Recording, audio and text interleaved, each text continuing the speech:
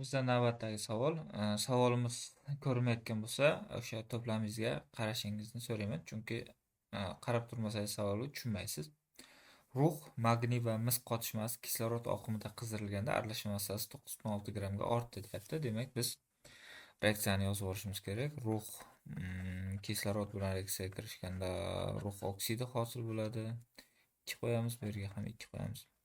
Xo'p, magniy ham kislorod bilan reaksiyaga kirishganda magniy oksidi hosil bo'ladi. Tenglashtiramiz reaksiyani va mis kislorod bilan reaksiyaga kirishganda mis 2 oksid hosil qiladi va 2 bu yerga ham 2 qo'yamiz. Xo'p, yaxshi. Ana endi bizda aytilyapti 9,6 grammga oshdi aralashmani massasi. Demak, kislorodni hisobiga oshgan. Xo'p, kislorodni molini topib olamiz. Demak, 32 ga bo'lsak 9,6 ni 0,3 mol ekan. Xo'p, 0,3 mol kislorod bu yerga aralashma massasiga qo'shilgan. Ya'ni qarasangiz, mana bu yerda kislorodlar 0,3 mol ekan. Demak, 1.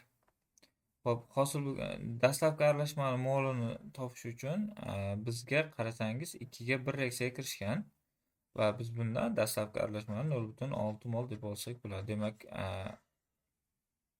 0,3 moldan 2 marta katta 0,6 mol aralashma dastlabki va hosil bo'lgan aralashmamiz ham demak 2 ga 1 mol nisbatda ekan. Demak, bu ham 0,6 mol hosil bo'lgan oksidlar aralashmasi deb olsak bo'ladi.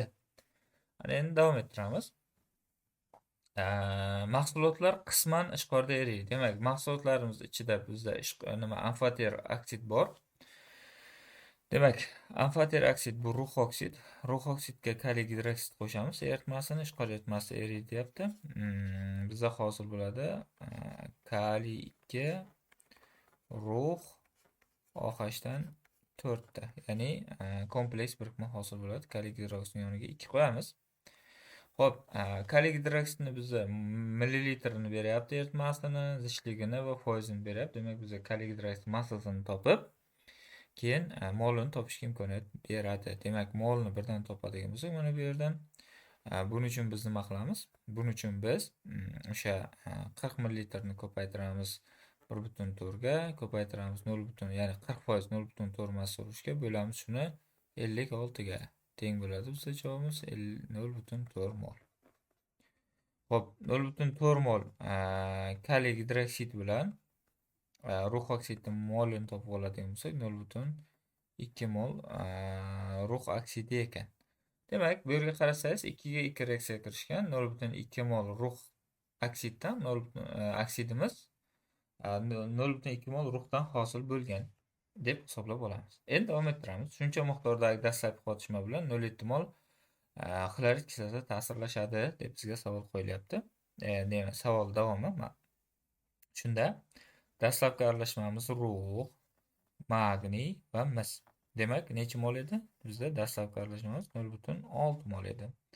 Va bizda xlorid kislota bilan ta'sirlashganda rux xlorid hosil bo'ladi va vodorod gazi hosil bo'ladi. Demak, bu yerga 2 qo'yamiz.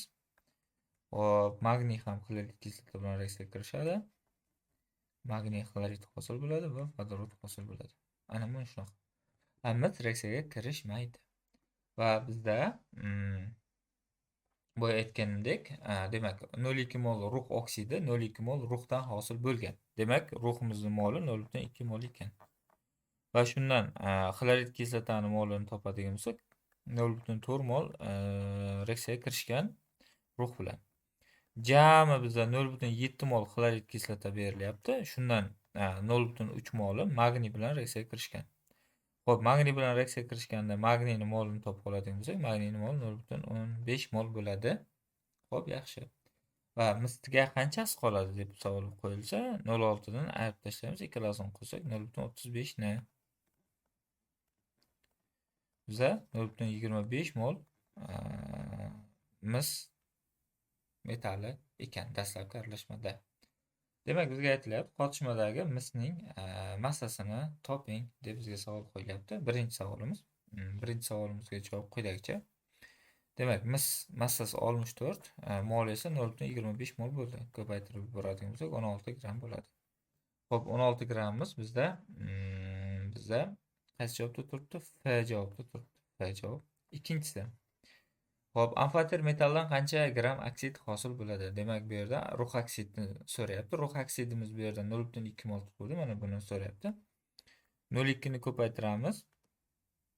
81 ga rux oksidni massasiga, demak molekulyar massasini ko'paytirib olsak 16,2 gramm bo'ladi. Demak, bizda to'g'ri javobimiz D bo'ladi. Ya'ni ikkinchisi, ya'ni 30, uzr, 1-2 deb yuboribman. Mana bu 33-savol, mana bu esa 34-savol, mana bu esa 35-savol. 35-savol. Endi bizga aytilyapti, shuncha miqdordagi magniy bilan qancha litr karbon tangidrat reaksiyaga kirishadi deyapti. Magniy bilan karbon tangidrat atmosferasida yonadi. Magniy oksid bilan uglerod hosil bo'ladi. Tenglashtirib yuboramiz. Bu yerga 2 qo'yamiz. Bu yerga magniy oldiga 2 qo'yamiz. Xo'p, yaxshi. Magniyning moli 0,15 mol edi. Demak, 2 ga 1 reaksiyaga kirishyapti. Karbon tangidratdan hosil bo'lyapti 0,075 mol hosil bo'lyapti.